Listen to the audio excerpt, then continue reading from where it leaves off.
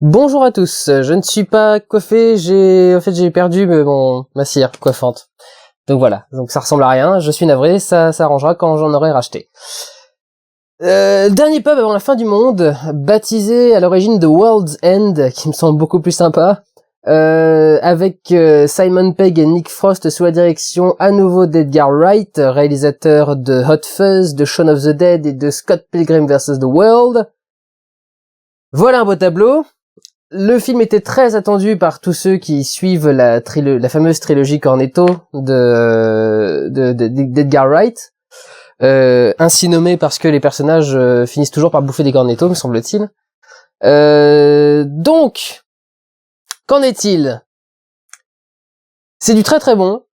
J'ai beaucoup rigolé. Il y a beaucoup de bonnes idées et comme d'habitude, la marque de fabrique d'Edgar Wright, c'est vraiment le rythme de montage. C'est un mec c'est assez fascinant. Il arrive à être plus rapide que Michael Bay et plus compréhensible quand même. Enfin, c'est une espèce de truc bizarre. Probablement parce qu'il il cadre mieux ses plans, sans doute. C'est beaucoup plus facile de voir ce qu'il veut montrer dans le plan. L'histoire, c'est 5 amis qui se retrouvent pour réussir un pari qu'ils n'ont pas réussi à relever dans leur adolescence. La dernière soirée qu'ils ont passée dans cette petite ville où ils ont vécu jusqu'à leurs 18 ans, avant de prendre leur envol, ils avaient prévu de faire une tournée, boire 60 pintes dans 12 pubs différents en 8 heures, un truc dans le genre. Et ils avaient échoué à 10, il me semble, 10 pubs. Et donc Andy, celui qui vit vraiment dans ses souvenirs d'adolescence, dans ses gloires passées, décide de réunir ses 4 autres potes qui ont chacun évolué dans leur petite vie pour se retrouver entre amis et réussir à nouveau essayer à nouveau de relever ce défi. Au fil du trajet, les amitiés et inimitiés vont se rencontrer, mais surtout ils vont se rendre compte que leur ville a bien changé et qu'un grand drame pourrait se profiler à l'horizon. Et peuvent-ils y faire quelque chose ou pas?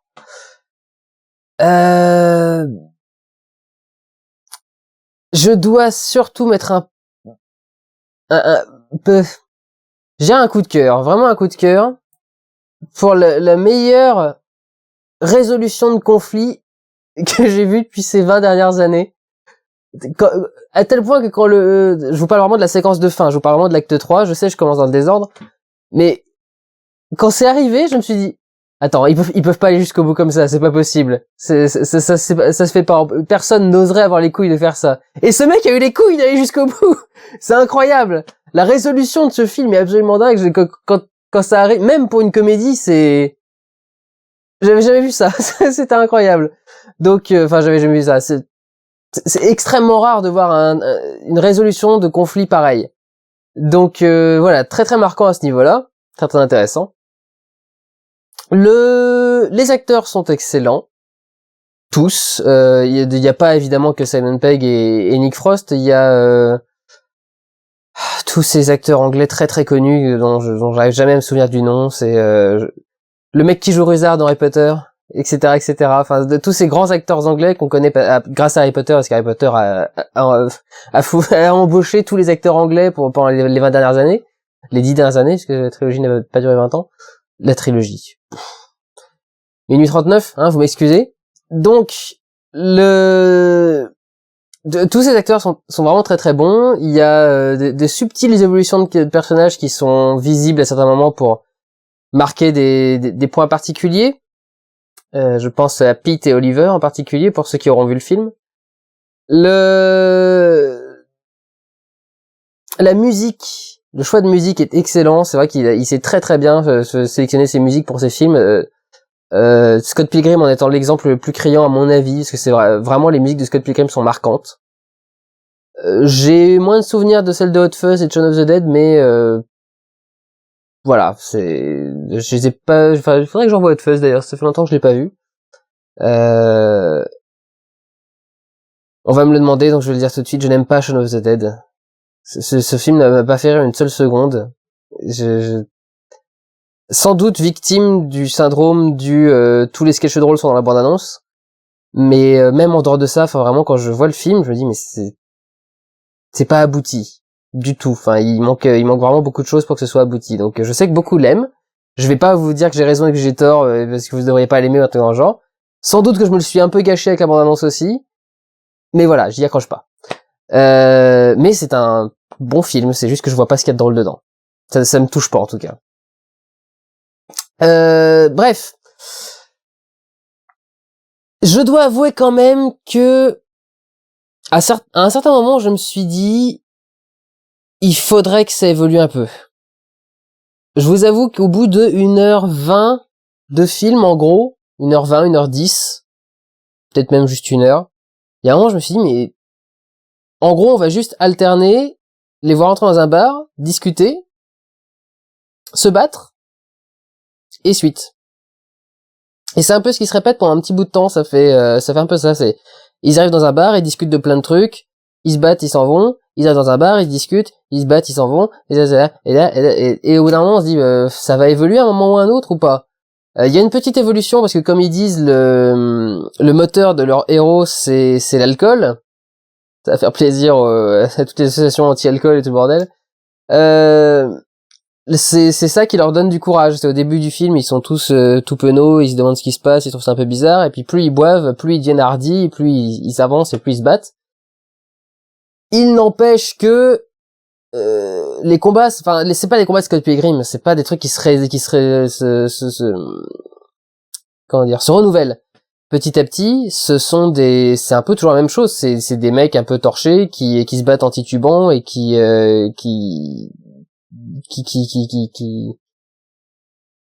arrachent les têtes, qui arrachent les bras, qui arrachent les machins, mais au final pas de grosse évolution. Donc il y a un moment où je trouvais que ça commençait quand même à devenir un peu plan-plan et que ça commençait un peu à devenir chiant. Mais le truc s'est sauvé tout seul. Il y a un moment où j'étais un peu distant, c'est-à-dire que le film avançait un peu devant moi et on était à 1h20, donc on n'est pas très loin de la fin. Et d'un seul coup, il y a donc cet acte 3 mémorable qui est arrivé. Vous savez, c'est le genre d'acte 3, vous êtes dans la salle, en train de regarder le film, vous voyez le truc et vous faites quoi? Et le visage reste comme ça pendant 2 minutes, et toute la salle, le visage comme ça, quoi? Et du coup, voilà. Donc cette fin est géniale. À mon sens, heureusement que c'était le dernier. Je pense que le meilleur de la trilogie restera définitivement Hot Fuzz. Mais il y a, je sais pas, il y a un truc qui me charme moins dans celui-ci, sans doute parce que je bois pas d'alcool. Donc déjà à la base ça me parle pas, mais il y a quand même des messages qui sont qui sont là pour tout le monde. C'est le groupe d'amis ados qui était là, qui avait ses rêves, qui avait ses aspirations, et on essaye de voir où est-ce que tout ça va mener tout le monde. Donc il y a un message assez universel dedans que tout le monde peut apprécier, tout le monde peut comprendre, et qui est assez intéressant à regarder, même traité sur le ton de l'humour. J'ai du mal à suivre le personnage de Andy. C'est vrai que heureusement qu'il y a eu un dialogue final qui explique un peu sa personnalité, parce que pendant tout le film, c'est vrai que j'avais du mal à suivre pourquoi, en gros, l'idée c'est que pourquoi est-ce qu'il continue, qui est soulevé 1 ou 2 fois par les personnages dans le film. Une première fois, c'est un plan d'action. Deuxième fois, c'est pas la même chose. Et troisième fois, on arrive plutôt à comprendre. C'est peut-être soit ils sont tellement bourrés qu'ils réfléchissent même plus à la question, soit je sais pas. Enfin, il y a un moment où on se dit mais ça n'a pas de sens. Au bout d'un moment, tu fais demi-tour, tu montes dans ta voiture et tu te casses. Enfin, je sais pas. Même par rapport à ce qu'ils expliquent vis-à-vis de leurs ennemis, toujours chiant de pas spoiler. Il y a un truc qui est bizarre, qui est bizarrement géré, et qui est pas la meilleure façon qu'il y avait de le faire. Donc c'est un film qui a ses déceptions. Je suis pas émerveillé. Autant en voyant Scott Pilgrim, j'étais vraiment sur le cul et j'avais pris une claque. Hot Fuzz, j'avais pas pris une claque, mais je m'étais quand même pris du vent dans la gueule. Et c'est surtout au niveau du montage. Le montage de Hot Fuzz, je crois que c'est un des films les mieux montés que j'ai vu de ma vie. Même après Scott Pilgrim, Hot Fuzz, c'est vraiment c'est incroyable. C'est ça qui est fascinant. J'en parlais, je sais plus dans quel, pour quel film, mais il y a des gens des réalisateurs qui me fascinent quand ils arrivent à prévoir jusqu'à ce niveau de détail. Un truc tout con, mais quand ils sortent du train, par exemple, ils sont sur le quai, il y en a deux qui parlent, il y en a un troisième qui est sur le côté, donc la caméra, donc le film est en scope, la caméra va filmer les deux, quand l'autre va parler, la caméra va bouger, mais vraiment s'arrêter net, c'est pas, tu sais, un mouvement un peu aléatoire où on se dit, ah tiens, ils vont être dans ce coin-là, ou un truc dans le genre, enfin, le truc il bouge là, et la caméra s'arrête et ne bouge pas d'un millimètre, c'est probablement un système de manivelle qu'ils avaient, et revient ensuite sur les autres, et pareil, ne bouge plus du tout non plus. Il y a un minutage, il y a un perfectionnisme dans la mise en place de son cadre chez Edgar Wright, et dans l'enchaînement des actions. Pareil, un enchaînement d'action, une scène de combat, on cadre quelqu'un qui tombe par terre, on remonte pour cadrer le poing d'un mec pile poil au milieu de l'image, qui arrive pof devant l'image, et du coup, hop, cut sur un mec qui tombe par terre, enfin et tu vois le truc, tu dis, mais c'est parfait. Enfin, le mec a vraiment pensé à tout. C'est incroyable. Donc c'est en ça que Edgar Wright est fascinant pour moi, au-delà de l'humour qu'il arrive à mettre dans ses films, au-delà des subtilités de mise en scène, c'est à quel point ce mec arrive à cadrer au micro-millimètre près, et à faire des effets de montage comme ça, et il joue beaucoup avec le montage, que ce soit du jump cut, que ce soit des ralentis, des accélérés, du rewind, des machins, enfin c'est généralement quand je vais parler de moi, quand je pense à un de mes courts-métrages, quand je pense à des films que je veux faire, j'ai une idée très très précise du montage. Quand on est en école de cinéma, on nous apprend je remonte. Mais pourquoi tout est ouvert? Quand on est en école de cinéma, on nous apprend à en tourner le plus possible pour toujours pouvoir se rattraper au cas où.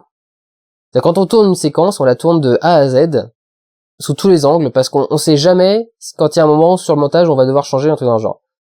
Et quand je suis arrivé à l'école, j'ai eu énormément de mal à me mettre à cette règle, parce que quand je faisais mes films, quand je faisais mes tournages, j'avais une idée très précise de l'instant exact où je voulais changer de plan, où à tel moment du dialogue, je voulais que ça finisse sur tel truc, je voulais que ça se chevauche, je voulais que ça machin.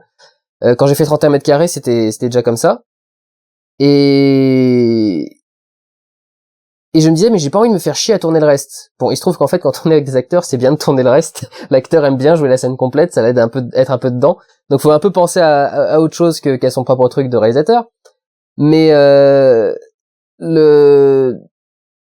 je tournais toujours l'action que je voulais, son long angle que je voulais, et après, c'est bon, je pouvais passer à une autre scène. Et je sais pas du coup comment Edgar Wright fait pour faire ça, ou parce que en plus chaque réalisateur a sa méthode. On peut décider d'abandonner cette technique et de dire bon bah non, je tournerai comme j'ai tourné jusque là, c'est-à-dire je tournerai que la réplique que je veux, sous l'angle que je veux, et je tournerai aucune autre réplique parce que je sais que c'est celle-ci que je veux sous cet angle-là et pas une autre. On peut le faire. Je ne sais pas comment Edgar Wright fait. J'ai vu que le making of de Hot Fuzz et on voyait pas trop ce qu'il faisait niveau mise en scène, un peu plus sur Scott Pilgrim, mais on voit pas penser au truc. C'est ça qui est fascinant avec un réalisateur, c'est de le voir penser à sa scène, c'est de le voir en train de mettre au point chaque détail. Et c'est vrai que ça on le voit pas trop dans les making of parce que c'est plus du promotionnel que vraiment du produit pour connaisseurs ou pour gens qui s'y intéressent. Moi c'est comme ça que je vais commencer à tout apprendre, hein, c'est en regardant des making of, et les making of des années 90 étaient beaucoup plus intéressants que ceux qu'on nous a fait dans les années 2000, qui se contentent en gros c'est même pas en quoi c'est dedans, ça va même pas s'appeler un making of, c'est de la promo, c'est une campagne promo, il y a un press junket avec des acteurs qui bref. Je me perds dans toutes ces choses-là. Dernier pub avant la fin du monde est un bon film. Je vous conseille d'aller le voir, vous allez rigoler, et si vous aimez bien la trilogie Cornetto, si vous aimez bien Simon Pegg et Nick Frost, si vous aimez bien Edgar Wright, vous serez satisfait. Prenez soin de vous, allez voir des films, ciao!